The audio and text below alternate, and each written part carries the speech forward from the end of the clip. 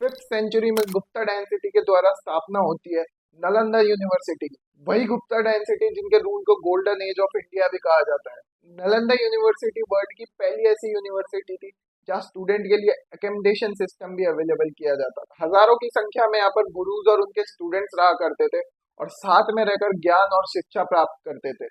In fact Nalanda almost एक international university थी जहाँ पर inter Asian connection in particular flourish होते थे। चाइनीज मॉन्क्स जैसे जुआन चैंग, जुआन जेंग यहाँ पर रह चुके हैं, पढ़ चुके हैं और पढ़ा भी चुके हैं। इतना ही नहीं, श्रीलंका और तिब्बत से भी लोग यहाँ पर पढ़ने आते थे और यहाँ से ज्ञान प्राप्त करके अपने देशों में स्प्रेड करते थे। देखिए, यूनिवर्सिटीज अपने लेक्चर्स और सेमिनार्स को डॉक्यूमेंट करके रखती थी ताकि उस नॉलेज से आने वाली जनरेशन को पास ऑन किया जा सके। अब पुराने जमाने में नॉलेज को स्टोर करने का एक ही तरीका होता था, मेनूस्क्रिप्ट और बुक्स की फॉर्म में किसी भी एक लाइब्रेरी और यूनिवर्सिटी में इसे रखा जाए संभाल कर। लेकिन ईयर 1193 इंडिया में एक ऐसे शख्स ने कदम रखा जिसके लिए गए कुछ डिसीजंस की वजह से भारत को उसने काफी नुकसान पहुंचाया। इस शख्स का नाम था मोहम्मद बख्तियार खिलजी, जो अफगानिस्तान के खिलजी कबीले से था।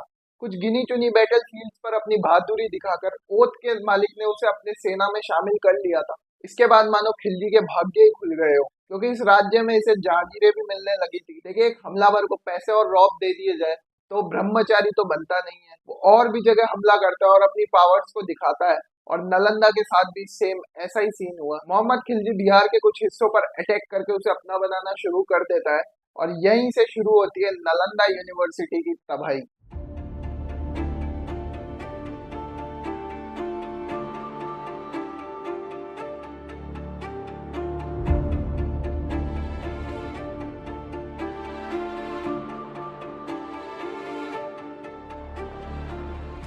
देखिए, इसी दौरान खिलजी की तबीयत काफी खराब होने लगी थी। खिलजी एक गहरी बीमारी का शिकार हो चुका था। जिन हकीमों को वो अपने साथ लाया था वो हकीम भी उसका इलाज नहीं कर पा रहे थे। इसी बीच खिलजी को पता चलता है इस बीमारी का सोल्यूशन एक ही जने के पास है, नालंदा यूनिवर्सिटी के प्रमुख आचार्य राहुल श्री भद्रा।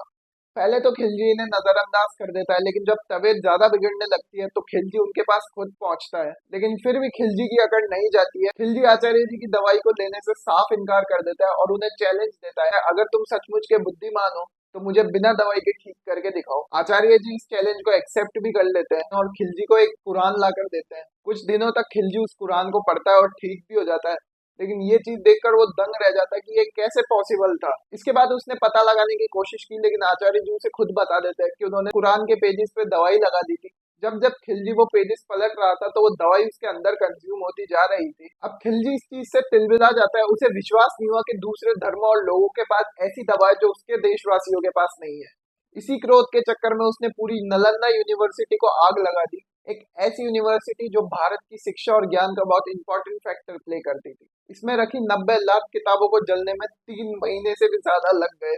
देखिए, ये कोई अर्बन लेजेंड नहीं है, यह सच है कि नालंदा यूनिवर्सिटी को जलाया गया था और इसे बख्तियार खिलजी ने ही जलाया था। ये मैं नहीं कह रहा हूँ, न ही हिंदुस्तान इतिहास इसे कह रहा है, बल्कि 1260 में एक मुस्लिम स्टोरियन मियाजी सिराज ने खुद अपनी किताब द तबाकत ई नसारी में इस पूरी घटना के बारे में बताया है। अब जो लोग खिलजी के अत्याचार से बच जाते हैं वो डर के मारे तिब्बत भाग जाते हैं। इनफैक्ट इस पर खुद दलाई लामा भी कहते हैं कि तिब्बत की बुद्ध परंपरा और नालंदा की परंपरा का सीधा कंटिन्यूशन है। साथ ही साथ आर्यभट्टा जैसे द ग्रेट मैथमेटिशियन इस यूनिवर्सिटी का हिस्सा रह चुके हैं। अब आपके मन में सवाल आ रहा होगा कि अगर ये यूनिवर्सिटी इतनी ही इम्पोर्टेंट थी तो इसे नष्ट क्यों किया गया।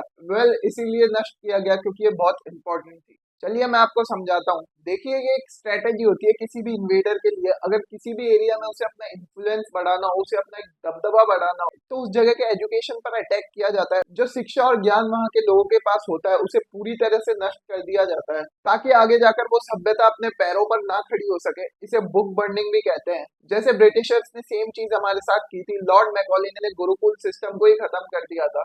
अब आखिरी में मैं यही कहना चाहूंगा, जो नॉलेज नालंदा यूनिवर्सिटी के जलने से लॉस हुई है उसे तो शायद ही हम दोबारा जान पाए, लेकिन हमारे भारत में एक ही खिलजी नहीं, कई ऐसे खिलजी आए थे जिनका मोटिव था हमारे रूट्स को जड़ से उखाड़ना, जिसका अंजाम हम आज तक भुगत रहे हैं।